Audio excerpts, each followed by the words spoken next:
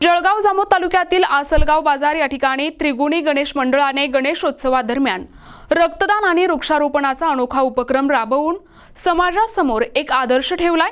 मंडळाने आयोजित केलेल्या या कार्यक्रमाला गावकऱ्यांचा उदंड प्रतिसाद मिळाला। मंडळाचे अध्यक्ष आणि कार्यकर्ते तसेच सार्वजनिक बांधकाम अभियंता निलेश भेलके यांच्या संकल्पनेतून हे अभियान राबविण्यात आले।